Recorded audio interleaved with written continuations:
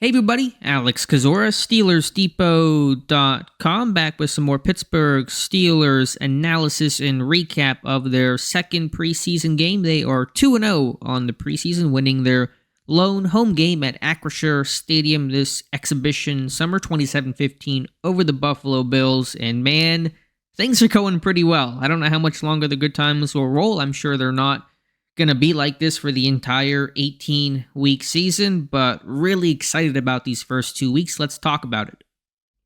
And before I get into my quick takeaways from this game, if you guys could like this video and subscribe to the channel, really appreciate that. Seen a lot of channel growth since the regular season has begun, so really appreciate you guys showing the support.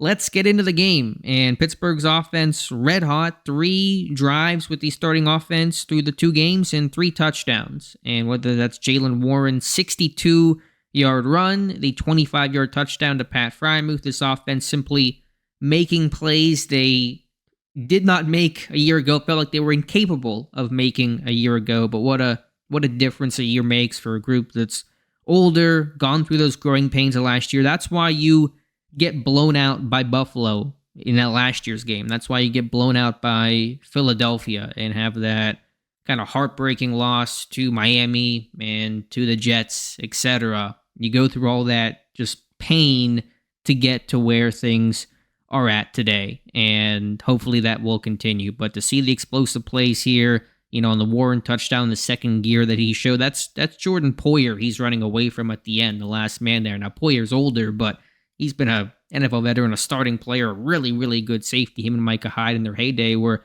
among the best safety tandems in football, and Warren showed a second gear I really haven't seen before, and that was great. But even credit to Deontay Johnson for throwing the block on the corner so often on those big explosive plays in the run game.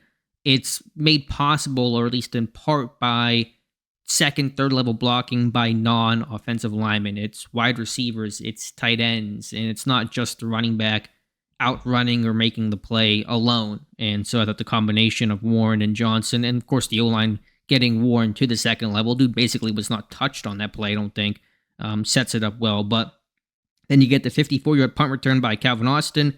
There's your punt returner. I wanted to see that and just confirm, okay, we know he's talented. Can he actually do it at the NFL level? Return punts, limited in college. Had some work, had a touchdown, at least one, against the Mississippi State. It was a wild play, dead ball. He picked it up, he ran. But anyway, you saw that from him tonight. And then next play, Pickett to Freiermuth, cover 2. Great throw by Pickett. I'll be doing a film room breakdown on the site, not on the channel, but on the site for Steelers Depot for the morning. Back shoulder where it had to be, away from the linebacker, split the safety. Just fantastic there. So overall, the offense really impressive so far. Very little negativity with the starters, and you just can't be too mad about how it's going so far. That basically covers the whole offense in terms of the ones, the backups. Obviously, the game slowed down by then. I don't know how many exact takeaways I have there. Some plays by Gunner.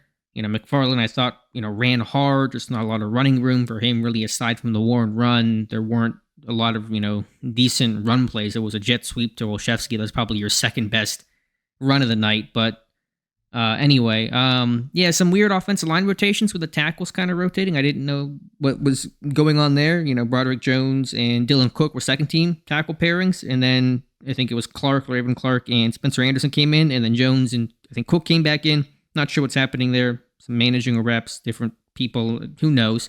But that was interesting. Kendrick Green, I thought, and I had the thing on Twitter, and people may not have seen it on YouTube, but I thought Green might have a good game tonight. I just felt like in some of the 1v1 and the camp, it was maybe getting better, but, maybe some of the blocks were better, but there were just the ugliness. He's getting run into the pocket, the terrible snap, just fundamental errors, and he cannot be the backup center. He cannot be the backup center. So it's either going to have to be Nate Herbig or somebody not on this team, unless they want Spencer Anderson. I don't know if they're inclined to do that right now, given the lack of in-game experience and the fact that he's a rookie, but we'll talk about that later. So that's the overall thought for the offense. The starters looking fantastic.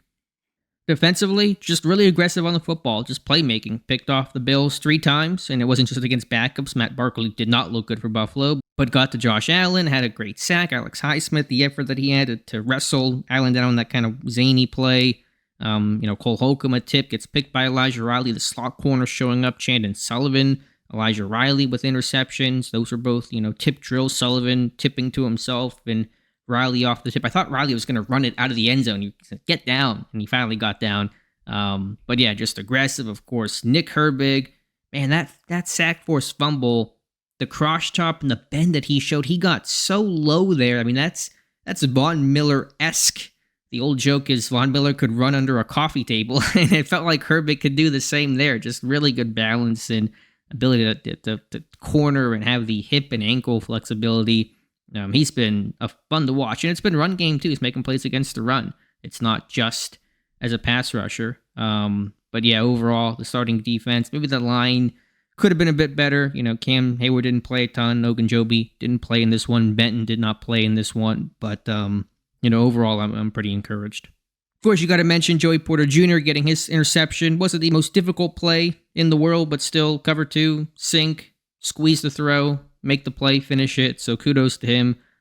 He's really worked on his hands. Not that was a difficult catch to make. You think maybe you and I could have made the catch, but he's really worked, hard at kind of trying to buck the narrative that he can't catch with the one career pick at Penn State. So that was good to see. Safety play overall, I thought, looked fine. Trenton Thompson, a little out of control, but he's certainly aggressive. He can hit you. Mark Robinson also can hit you at linebacker, which we pretty much knew. And so I'll have to kind of go through the tape more on my evaluation there. Special teams, really good. Miles Boykin, Des Fitzpatrick as gunners, they were making plays. Presley Harvin, good night punting. He should be the punter week 1. I don't think Braden Mann's going to, take over that job. Boz was fine, obviously. Miles Killebrew, block punt, or partially block punt. So Danny Smith was chomping that gum very happily tonight, which is always what you want to see when it comes to Danny Smith and his gum chewing. So probably wraps it up for me. Overall, good win. Happy with the offense. Happy with the aggressiveness on defense. Quality team like Buffalo, who was playing their starters in this one for the first quarter plus, and so it wasn't just pure backups the way it essentially was against Tampa Bay. Go back to Herbig just quickly.